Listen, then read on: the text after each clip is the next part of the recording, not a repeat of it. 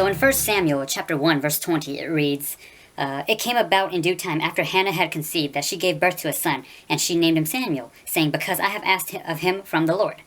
And 1 Samuel chapter 1 verse 24 to 28 it reads, now when she had weaned him, she took him up with her, and a 3-year-old bull, and 1 ephah of flour, and a jug of wine, and brought him to the house of the Lord in Shiloh, although the child was young.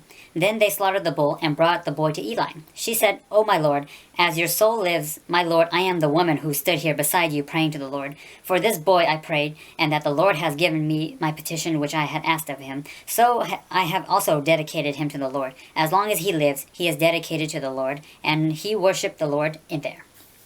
And in 1 Samuel chapter 2, verse 1 through 2, it reads, Then Hannah prayed and said, My heart exults in the Lord, my horn is exalted in the Lord, my mouth speaks boldly against my enemies, because I rejoice in your salvation. There is no one holy like the Lord, indeed there is none besides you, nor is there any rock like our God.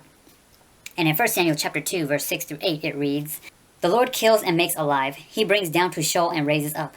The Lord makes poor and rich, he brings low, he also exalts. He raised the poor from the dust, he lifts the needy from the ash heap, to make them sit with nobles, and inherit a seat of honor. For the pillars of the Lord are the Lord's, and he set the world on them. And last passage in 1 Samuel chapter 3, verse 15 through 21, it reads, So Samuel lay down until morning. Then he opened up the doors of the house of the Lord. But Samuel was afraid to tell the vision to Eli. Then Eli called Samuel and said, Samuel, my son. And he said, Here I am. He said, What is the word that he spoke to you? Please do not hide it from me. May God do so to you, and more also, if you hide anything from me of all the words that he spoke to you. So Samuel told him everything, and hid nothing from him. And he said, It is the Lord. Let him do what it seems good to him. Thus Samuel grew in the Lord, and was with him, and let none of his words fail. All Israel, from Dan even to Beersheba, knew that Samuel was confirmed as a prophet of the Lord. And the Lord appeared again at Shiloh, because the Lord revealed himself to Samuel at Shiloh by the word of the Lord. Quick! I got a question for you. Name something you just really desperately wanted. Figured it out? Okay, cool. How did you feel when you finally got what you really desperately wanted? Cool, right? Well, did you thank the person who actually got you that? Oh, if not, then go thank that person now. And so that fell into what we were talking about today through the passages that we read.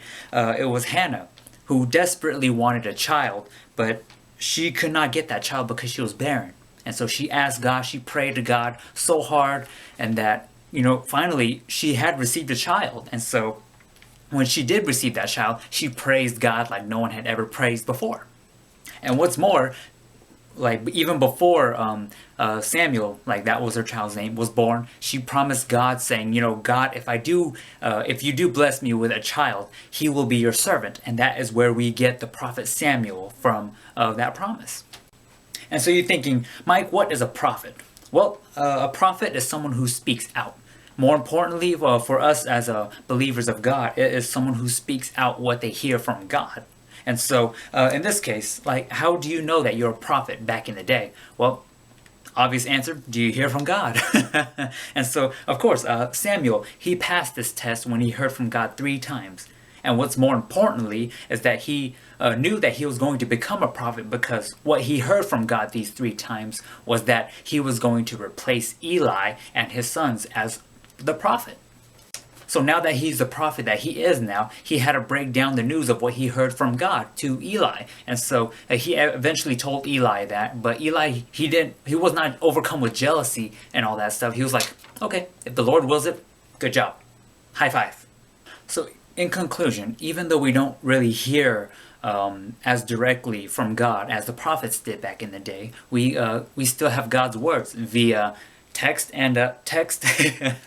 It's like, even after reading it just a little bit, we could speak out and share about what we've learned in the Bible so far, which pertains to others or even about yourself.